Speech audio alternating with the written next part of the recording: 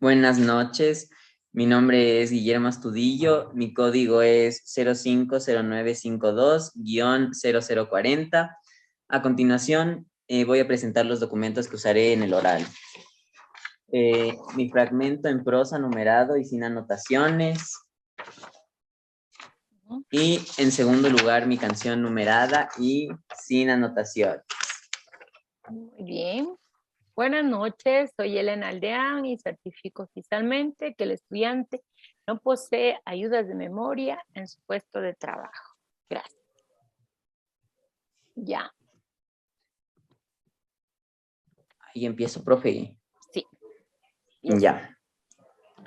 En 1945, Bernhard Schlink, escritor y jurista alemán, publicó su reconocida novela El lector, la cual se caracterizó por pertenecer al posmodernismo y tratar el conflicto entre la primera y segunda generación de posguerra.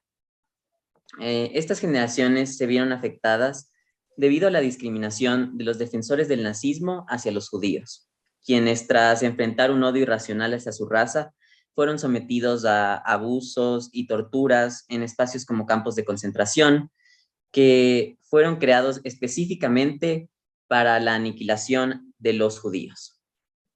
Se puede evidenciar cómo el sujeto narrativo, Michael Berg, se reencuentra con su amor de juventud en un juicio de guerra, llevándolo a descubrir el oscuro pasado de Hannah Schmitz, una ex guardia nazi. Por esto he decidido analizar cómo atenta la segregación racial contra la humanidad, tomando como referencia el fragmento de 41 líneas ubicado en la segunda parte de la obra, en el cual se relata el asesinato de varias mujeres judías. Debido a la súbita necesidad de abandonar el campo de concentración, las judías tuvieron que enfrentar una serie de dificultades en su travesía. Así, se vieron forzadas a caminar en el extremo frío usando, según la línea 6, unos trapos envueltos en papel de periódico, como zapatos para enfrentar una caminata de varios kilómetros. Pese a la inconformidad de las prisioneras, los colaboradores nazis las obligaban a correr, práctica la cual ellas denominaron el galope de la muerte, por las graves consecuencias en cuanto a pérdidas humanas que esto provocaba. Esto también pone en evidencia la segregación racial, pues los nazis ni siquiera se preocupaban del bienestar de las judías, simplemente se encargaban de cumplir órdenes. Después de varias noches en las que, por su condición de judías, apenas podían dormir en un pajar o contra una pared, las mujeres encontraron amparo en una iglesia y recibieron sopa caliente, lo que las llevó a creer erróneamente que, según la línea 17, el fin de sus padecimientos estaba cada vez más cercano. Sin embargo, incluso a miles de kilómetros del campo de concentración, ellas seguían bajo el dominio de las guardias nazis. Tras dormirse en la iglesia después de una larga jornada de caminata, las bombas empezaron a caer sobre el pueblo. Y, según la línea 22, empezaron a llover llamas que prendieron las ropas de las mujeres, generando un gran incendio en su posada. Esto demuestra la falta de valores por parte de los defensores nazistas, ya que no les importaba las vidas que se perdieron con sus maltratos contra grupos minoritarios y su intento de erradicar cualquier evidencia de sus crímenes, en un intento de mejorar la imagen alemana a nivel mundial. Al caer en consideración de la crítica situación, las judías entraron en pánico. Se entregaron completamente al terror y no se pararon a reflexionar que si se organizaban y unían sus fuerzas, lograrían salir ilesas de la iglesia. Mediante el símil, los muros de la iglesia envolvieron el fuego como las paredes de un horno, se evidencia que las prisioneras quedaron presas del fuego, el cual en el mejor de los casos las asfixió, evitando así el cruel destino de ser consumidas por las llamas, acabando en un trágico final, señalando una vez más los horrores que vivió esta raza, la cual sufrió la pérdida de millones de vidas inocentes a manos de la crueldad nazi. A través de la gradación, se arrojaron sobre las puertas, sacudiéndolas, golpeándolas, chillando sin parar, se manifiesta la crueldad de las guardias nazis, quienes, a pesar de escuchar la desesperación de las reclusas, no abrieron las puertas y por ende no hicieron nada para evitar su muerte. Además, mediante el uso del tono solemne, se evidencia que las judías no eran ni siquiera consideradas humanas y sus vidas eran insignificantes para las guardias nazis que deseaban evitar el desorden. En adición, hay que recordar que las guardias nazis nunca crearon lazos afectivos con las prisioneras, ya que debido a la escasa alimentación que se les daba, se ponían muy débiles y cada cierto tiempo las reemplazaban. Además, estas guardianas tenían también la idea de la supremacía nazi, por ende jamás fueron empáticas ni consideraron que eran vidas humanas las que se estaban perdiendo. En conclusión, la segregación racial atenta contra la humanidad en todos los aspectos posibles. En este caso, una mejor toma de decisiones por parte de las autoridades que ejercían el poder pudo haber evitado la muerte innecesaria de estas mujeres. Los judíos que sobrevivieron a aquella época son quienes testificaron en contra del yugo alemán y pidieron justicia para ellos mismos y sus compatriotas, que murieron cruelmente a manos de la discriminación racial.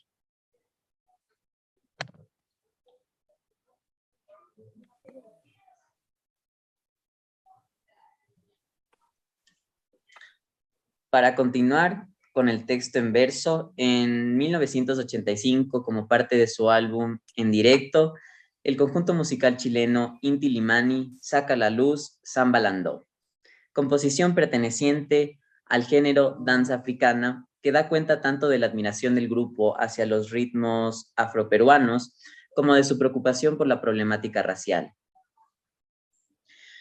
Esta canción es un exponente del movimiento musical Nueva Canción Chilena, al cuestionar a la sociedad, dando a conocer las luchas de la raza negra y otras razas que no eran blancas en Chile, en donde había mucha discriminación y problemas con los derechos humanos, y esta trova glorifica sus herencias. Por consiguiente, he decidido analizar el campo de indagación política, poder y justicia en torno a la cuestión global, cómo atenta la segregación racial contra la humanidad. En este poema convertido en canción de 32 versos, los compositores exponen la discriminación en contra de la raza negra acompañados de figuras poéticas. Haciendo referencia al anochecer, los poetas empiezan por situar al receptor en un espacio nocturno. Utilizando la prosopopeya "Está la luna chispeando", señalan que la discriminación no se ocultaba, era expuesta ante los ojos de todos y, sin embargo, nadie defendía a esta raza, la cual exigía constantemente su derecho a ser protegidos del dominio de la raza blanca mediante el paralelismo y sinécdoque, libertad para los negros, cadenas para el negrero. En los versos 7 y 8 señala a través del estribillo el pensamiento afroamericano, el cual evidentemente no entendía la razón de semejante desigualdad y odio hacia su gente. Esta idea se menciona con anáforas y con interrogación a lo largo de toda la traba que repite: Samba Landó, ¿qué tienes tú que no tenga yo? En los versos 9 al 14, los trovadores señalan la imposibilidad de la raza negra de librarse de sus agresores, ya que, como mencionan, ponga atención, mi compadre, que vienen nuevos negreros, jamás se quedarían sin alguien que los reclame como suyos y continúe explotando a sus esclavos. La raza negra se sentía fácilmente reemplazable, ya que siempre llegarían más esclavos, por lo tanto la pérdida de las vidas afroamericanas no significaba ningún conflicto para los patrones. Ellos simplemente ordenaban y cuando alguien ya no podía cumplir órdenes, sencillamente ya no era de utilidad. Mediante un símil, los compositores exponen: qué pena que tenga la piel oscura, como si fuera basura. De esta forma demuestran la vergüenza, el temor o el rechazo que significaba ser afroamericano, ya que era una condena de por vida a recibir maltratos y abusos por parte de gente de otras razas, especialmente la blanca.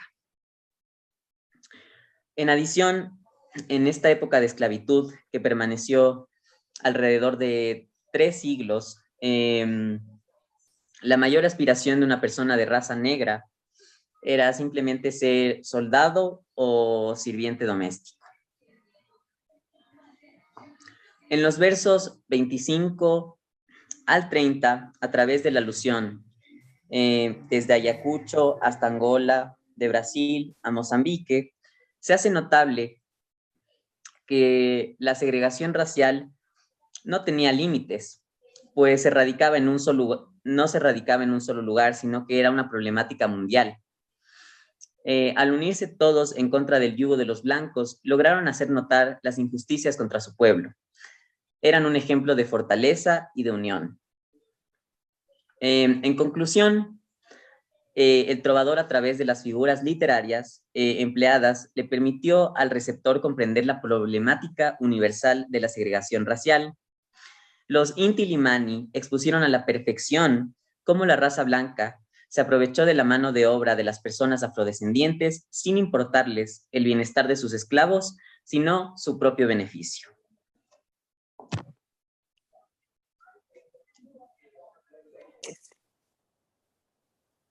Bien, una vez que has concluido tu discurso, vamos a realizar un pequeño conversatorio en base a tu cuestión global, que es cómo atenta la segregación racial en contra de la humanidad.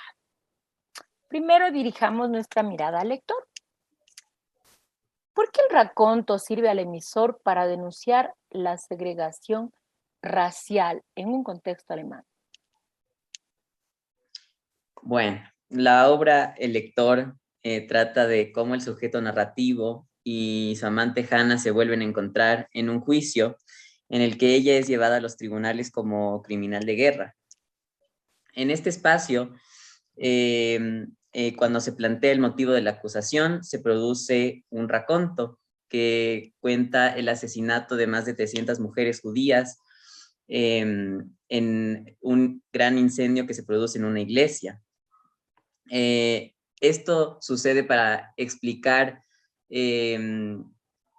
la crueldad de la época, ya que el narrador abandona el presente narrativo y se sitúa más o menos en 1945, cuando estaba finalizando la guerra, y que los nazis no querían dejar ningún tipo de evidencia de la crueldad de sus actos y de toda la inhumanidad que se produjo en los campos de concentración. Por esto es que se producen las famosas caminatas de la muerte, a la que estas mujeres judías fueron obligadas a correr en medio de la nieve por varios kilómetros, como cuenta la historia, sin ni siquiera zapatos, sino trozos de papel periódico. Entonces es por esto que se producen estos racontos a través del juicio de Hannah. Muy bien. En segundo término, ¿crees que el contexto ha generado diversos tipos de segregación racial o el racismo es uno solo a nivel mundial? A mi parecer, sí existen dos tipos de segregación racial que quedan evidenciados en estas obras, tanto en El lector como en la canción Samba Landó. Ya que en El lector la segregación racial más se utiliza para erradicar de la faz de la tierra hacia razas consideradas inferiores.